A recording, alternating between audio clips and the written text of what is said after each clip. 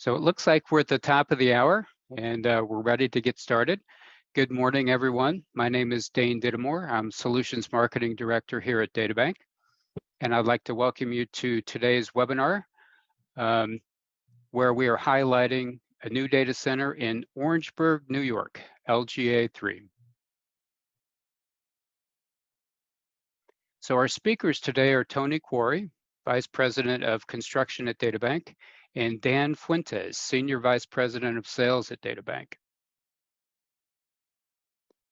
In terms of the agenda, Dan is going to go through a little bit about DataBank and the Orangeburg Metro and Campus profile.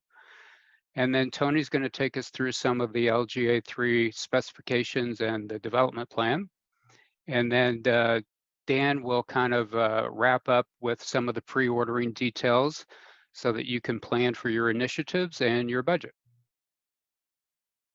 So I'll turn it over to Dan. Oh, perfect, Dane. Thank you so much. I really appreciate it. And then everyone who's on, thank you so much for your time today as well. I can just imagine how busy everyone is. So we really appreciate you taking a couple of minutes just to kind of better understand what we're doing as an organization, and especially what we're doing in Orangeburg. As far as DataBank, real quick, high level, we were founded in 2005. We have been in business for 17 plus years, very stable organization, growing very rapidly. Our corporate offices are in the Federal Reserve Bank building in Dallas, hence the name DataBank.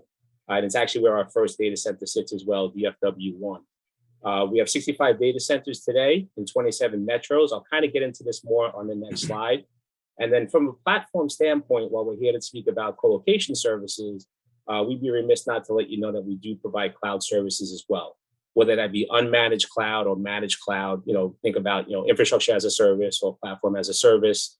Of course, all the ancillary services that come along with it, whether it be disaster recovery, storage services, backup services, of course, security services wrapped around everything.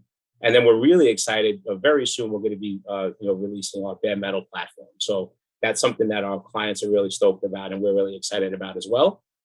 From a client standpoint, we have over 3,000 customers today, and those clients range anywhere from very small startup organizations that have 1 or 2 cabinets with us, or 1 or 2 servers, all the way up and through Fortune 500 and Fortune 100 clients, right? So think about all the verticals, whether it be hyperscale, finance, healthcare, carriers, enterprise clients. It's across the spectrum, and it makes us a strong organization because we're not committed to having to deal with only one vertical.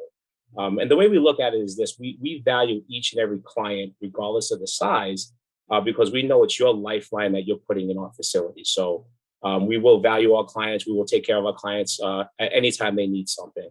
From an investor standpoint, you can take a look at the list on the right-hand side.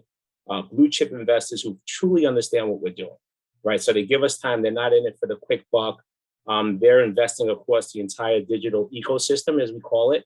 So whether that be small cell networks, towers, fiber networks, fiber in the ground, all the way up and through what we're speaking about today, which is co-location services and cloud services. So we have a great group of investors that allow our executives to do what they're doing to build a wonderful platform to service our clients. From a footprint standpoint, you could take a look at, we're in 27 metros today, 65 plus data centers. 20 of those facilities are in what we call interconnection hubs or carrier hotels. So, you think about the ones that come to mind probably is 111 8th Avenue, 60 Hudson, 1950 Stemmons, 1 Wilshire, right? So these are multi-tenant buildings that have hundreds of carriers in them, and we have a point of presence in each one of them and deliver that type of connectivity service to our clients. In addition to the carrier hotels, we do have standalone tier 3 facilities, right? Whether they be in the outskirts of a city, in the suburbs, these are the large facilities that have no single point of failure. And in addition, those facilities also have lit carriers in each one of them that we provide access to for our clients. You'll notice on the map, all the markets that have a highlight in dark blue. Those are what we call expandable campuses, right? So we own the land. There are data centers that are sitting on the land today, but we have the ability to grow and put a shovel in the ground and build more when we need more capacity. So it's wonderful to have that flexibility of owning the land and building more facilities when we need them. And one cool fact that we have on this slide is 60% of the US population is within 100 miles of one of our facilities. So when you kind of think about clients that want to get to the edge and want to get close to the eyeballs, right? Anytime someone calls us, there's a very good chance that we're going to be able to meet a specific requirement from a geographic standpoint. So very excited about the footprint we have, very excited about what Tony's doing and the executives are doing from expanding this footprint. And like I said earlier, it's just a wonderful place to be, and the growth is phenomenal.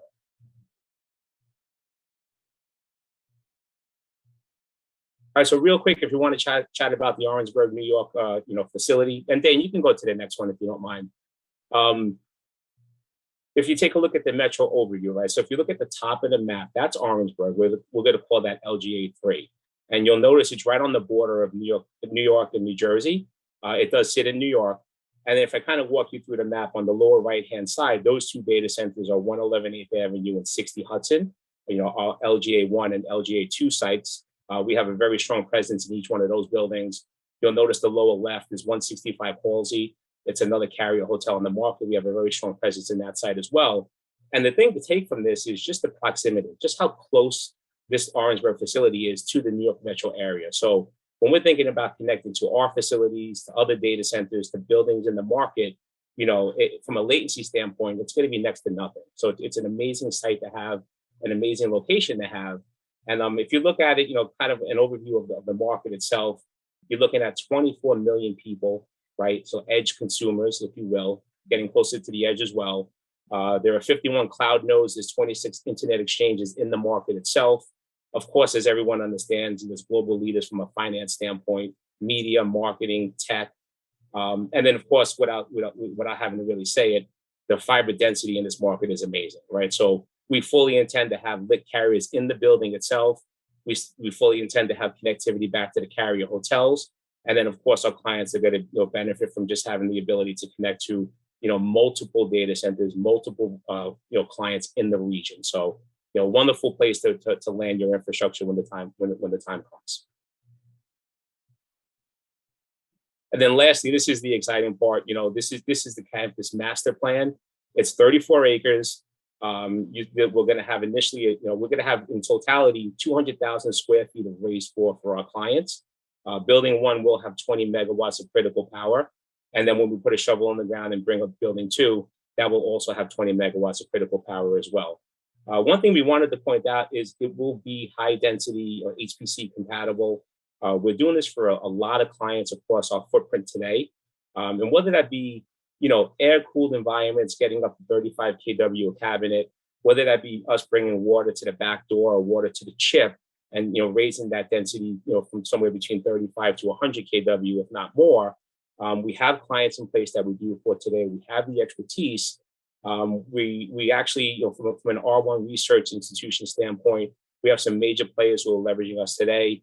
Some that come to mind that I can mention are Georgia Tech, University of Maryland, New Jersey Institute of Technology. So we're doing it today. So don't shy away. If you're a potential client, if you're a partner who has a client who's interested in high density compute, please let us know. We'll bring all our smart people to the table and we'll build a specific solution that meets your specific needs. And then lastly, what's really fun about a facility like this is we have the ability to build to suit. Now, Tony will have my head if I bring something to him too late, but understand that if you have a large building, there are some things that you really kind of need us to do to meet your specific requirements. We're open to it, right? Now is the time. We have some time before the site's ready, but I will say, get to us as soon as possible to start talking through what those requirements are. But I'll hand it over to Tony. He's going to get really deep into the facility itself. Hey, thanks, Dan. Nice job. Thank you all for joining. I'm Tony Corey, as Dan mentioned. I'm the Vice President of Construction at DataBank. Dan, if you would go back just to that previous slide real quick, I want to give a high-level overview and just pick up kind of where Dan left off on the campus master plan. Just a little history on the site. One more, please. One back. Just a little history on the site. This was a legacy Verizon campus. There was a 4-story building up in the upper left-hand corner where we're showing a building 1. That building was 4-story, 240,000 square feet. It was kind of a mixed-use data center / office space, and we evaluated that facility when we first acquired the site. And we looked at it and said, it's probably best to demolish this facility. We'd probably be able to get capacity up a lot quicker, But to meet some of our standards with some of the high density clients and some of the structural requirements, we decided to scrape the facility and start from scratch. So what you see on the campus today in the upper left-hand corner is building 1, an admin block in the middle, and a future building 2 down at the bottom. Also up on the upper right-hand corner is a future substation. Just south of that is an existing substation that's owned and operated by Orange and Rockland, where we're actually dedicated 30 megawatt of utility, hence the fact the 20 megawatt of IT for building 1. As we kind of grow and market, and as we kind of start to exercise some of that power consumption, we actually have some negotiations there with Orange and Rockland where we can expand on the existing substation and get a quick deployment of an additional 10 megawatt of IT. So 15 of utility, 10 of IT, in about a 12 to 18 month timeline. So we have the ability to expand quite quickly here in market. If you take to the next slide too, real quick, Dane. Thank you. So kind of a breakdown of building 1 in general. The building is going to be about 190,000 square feet, 200,000 square feet with the admin block. That consists of 5 data halls. Each data hall will be 4 megawatt, about 20,000 square feet of raised access floor environment. 5 data halls times 20, that'll give you your 100,000 square feet of raised access floor. Obviously, we have the flexibility to adjust to more dense clients who need a little less space, or for clients that need a little more space, we can expand those data halls and be flexible from 2 up to 8 megawatt per system. Again, the final building will be 5 by 20, 100,000 square feet with 20 megawatt of critical infrastructure or critical IT load. Building 2, which will be future deployment and kind of based on pipeline and having to bring in some additional power, that's down the road. It will mirror this building. Again, the upper left-hand corner of the drawing showed building 1. The admin block will adjoin the 2 buildings and kind of create one larger campus as we kind of expand there. Power design, so pretty standard on what we're doing on a move forward basis. Our 2 megawatt IT blocks, basically in a 5/4 block redundant power design. Again, 8 meg of IT per block, or excuse me, per system. Our standard's been our 3 megawatt Cummins generators, 2 megawatts on the Toshiba UPSs. We have gone into a stocking program. So as we phase into these sites, obviously day 1, I'm going to be building out 4 megawatt of critical IT load. But as Dan and team bring more customers to the table there, we're able to quickly deploy into 2nd and 3rd phases all the way out to the 20 megawatt of IT for the final build there. So our flexibility and our timelines are pretty rapid in how we're looking to deploy in this site. So from a cooling design, the Northeast is pretty standard. We've got sites in Ashburn that we're building ground up. Same thing as this LGA3 site. We've standardized on a very efficient, basically waterless or low water usage pump refrigerant, Vertiv DSC 250 product. We're N plus 20% redundancy, and our standard is about 200 watts a square foot. As Dan mentioned earlier, there was a couple universities and clients we're working with that are looking for some more high density footprints. So we're able to switch some of the cooling technology with the Vertiv XDM type deployment that we are also entertaining in this site. From an interconnection perspective, we have 2 fiber diverse entries on both sides of the campus. Day 1 in building 1, we will have diverse meet me rooms. As building 2 gets deployed, we'll also continue with 2 additional meet me rooms into that premises. The campus, as Dan mentioned, is tethered back to LGA1. For those of you that are aware of market, that's 60 Hudson in downtown New York, and EWR1, which is 165 Halsey in Newark, New Jersey.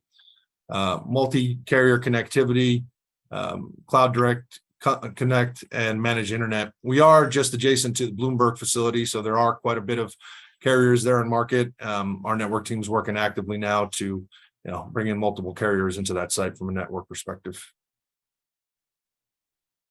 And then from a security perspective, just standard with all data centers for under the DataBank portfolio, 2-factor authorization, man traps.